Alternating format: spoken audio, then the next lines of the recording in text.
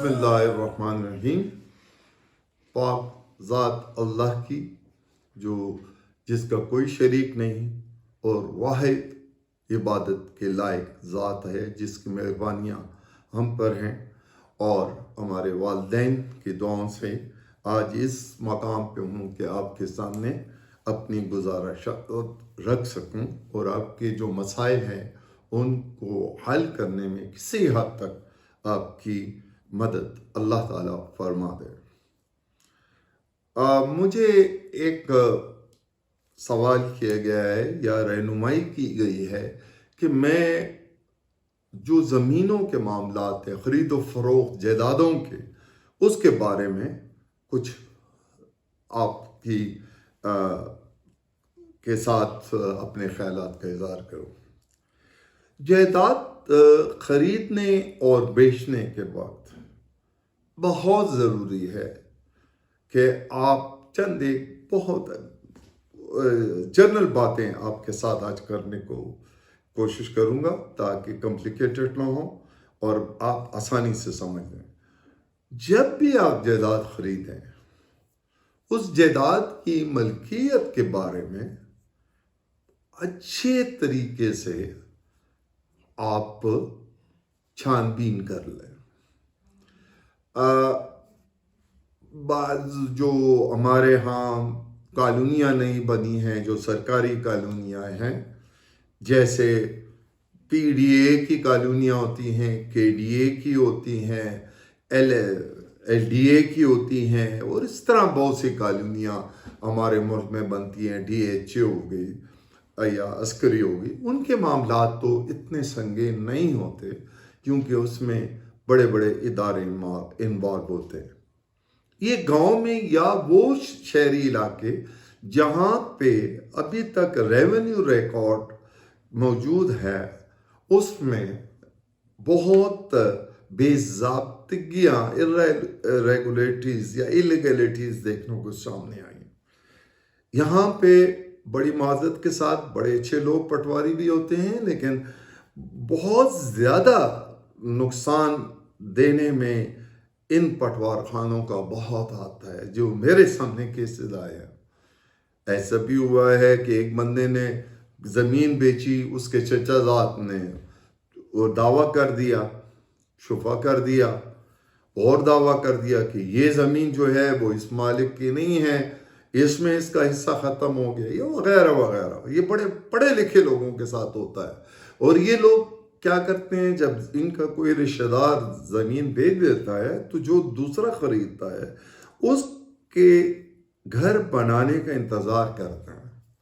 वो जब घर की बुनियादें रख के अच्छा खासा सरमाया इन्वेस्ट कर देता है तो ये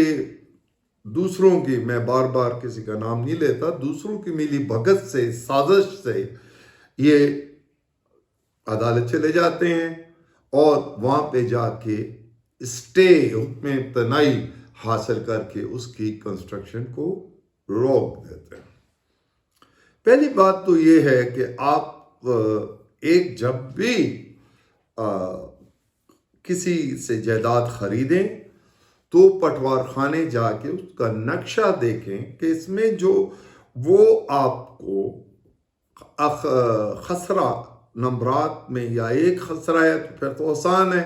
बाज़ एक ही जगह पर कई खसरा नंबरात होते हैं, तो उनको छानबीन करें कि ये खसरा नंबरात हैं कहाँ। बाज़ एक खसरा एक जगह पे होता है। फ़र्ज़ करें आप मकाम ए पे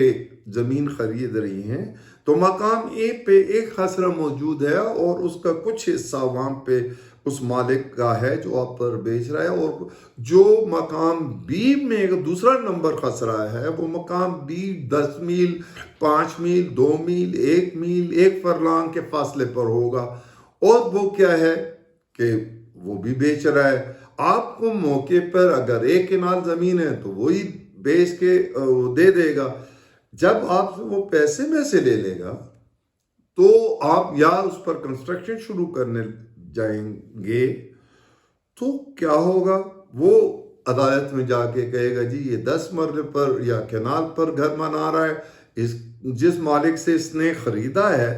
زمین خریدی ہے وہ تو اتنے کا مالک ہی نہیں ہے اس قصر میں، اور اس جگہ پہ جس جگہ پہ یہ بنا رہا ہے مقام اے پہ، اور باقی اس کی 2 مرلے کی زمین یہاں ہے، باقی زمین تو جو 1 فرلانگ کے فاصلے پر ہے یا اس سے زیادہ دوری پر ہے وہاں پہ ہے، اور باتیں بیچ میں آ جائیں گی اور آپ کو نقصان اٹھانا پڑے، کیونکہ آپ رقم ادا کر چکے ہوں گے اور یا کر چکے ہوں گے، تو آپ کو عدالت میں جا کر کیس جیتنے کے مواقع کم ہو جائیں گے، لہٰذا آپ زیادہ سے زیادہ اس مالک پر جانے کا دعویٰ کریں گے، تو وہ ایک اور پرابلم ہے۔ تو اس سے پہلے کہ آپ عدالت جائیداد خریدیں اس کی اچھی طرح چھان بین کر لیں۔ اور بعض لوگ یہ کرتے ہیں کہ حکومت کا ٹیکس بچانے کے لیے، چوری کرنے کے لیے، جو کہ گناہ ہے، اصل رقم نہیں لکھاتے، چوری چھپے کم رقم لکھا دیتے ہیں، جس کا اور کیا کرتے ہیں کہ ساتھ والے مالکوں سے جو اس جائیداد کے قریب ہوتے ہیں شفے کے ڈر سے ان سے چھپا لیتے ہیں۔ ایسا نہیں کرنا چاہیے، آپ کو چاہیے پوری رقم لکھائیں، پوری وہ لکھائیں، اور جو مالیت آپ نے قیمت ادا کی ہے وہ اس میں ضرور لکھا لیں، اور مالک جو بیچ رہا ہے اس سے انڈرٹیکنگ یہ لے لیں کہ اگر کل کو اس میں نقص ملکیت نکلے گا تو آپ کو آج کا جو پیسے میں ادا کر رہا ہوں یا کر رہی ہوں اس سے اتنے زیادہ گنا مجھے ادا کرنے پڑے گا، جو میں نے خرچہ کیا ہوگا وہ بھی آپ کو دینا ہوگا، پھر وہ آپ کے ساتھ صحیح سودا کرے گا۔ اور دوسری بڑی امپورٹنٹ بات ہے کہ ہم لوگ صرف دستخط کرتے ہیں، یہ غلط ہے۔ دستخط کے ساتھ نشان انگشت بھی لگائیں، کیونکہ دستخطوں میں ہیرا پھیری ہو سکتی ہے، اور اس سے زیادہ جو ہیرا پھیری ہوتی ہے وہ بہت طریقوں سے ہے، اس سے بچنے کے لیے نشان انگشت لگائیں۔ لیکن یہاں بھی ایک نشان انگشت لگاتے ہوئے، یعنی انگوٹھے کا نشان لگاتے ہوئے، ایک بات یاد رکھیے گا کہ آج کل جو دیکھنے میں سازشیں آئی ہیں، فراڈ آیا ہے، دھوکہ آیا ہے، آپ نے کہا جی انگوٹھا لگا دو، وہ آپ کے سامنے انگوٹھا لگا دیں گے، لیکن جو چالاک ہوتے ہیں، جو فراڈی ہوتے ہیں، دھوکہ باز ہوتے ہیں، وہ اپنے انگوٹھے کو ہلکا سا گھما دیتے ہیں جس کا عام آدمی کو پتہ نہیں چلتا۔ لہذا بڑے اچھے طریقے سے کوشش کریں کہ کالا اسٹیمپ پیڈ ہو اور نیا ہو، اور اچھی طرح اس کا ہاتھ صاف کر دیجئے انگوٹھا، تاکہ وہ صحیح انگوٹھے کا نشان سامنے آئے۔ جب تک صحیح نہ آئے آپ نے انگوٹھا لگوانا ہے۔ یہ نہیں ہے کہ اس نے دوبارہ ٹرن کر دی، اس کو کہیں کہ اسٹامپ پیپر کا خرچہ تم دو، میں پیسے نہیں ادا کرتا یا نہیں کرتا۔ اسی قسم کے اور بھی ہیں معاملات ہیں، ہم انشاءاللہ آپ کو اس سے زیادہ معلومات فراہم کریں گے، لیکن جیسے مجھے ابھی ایک اس کی بارے میں پوچھا گیا تو میں نے کہا میں آپ کے ساتھ بھی شیئر کر لوں۔ تو یہ مشکلات اگر اس سے زیادہ آپ کے سامنے آتی ہوں تو ہمیں بتائیے گا، انشاءاللہ قانون کی قانون کے مطابق آپ کی بہتر مدد کرنے کی کوشش کی جائے گی، اسسٹنس آپ کو پرووائڈ کی جائے گی قانون کے مطابق۔ اگر خامی ہو، بندہ انسان غلطی کر جاتا ہے تو ہماری رہنمائی فرمائیں۔ ہم آپ سے اجازت چاہیں گے، ہمارے چینل کو ضرور لائک کیجئے گا اور ہمیں اپنے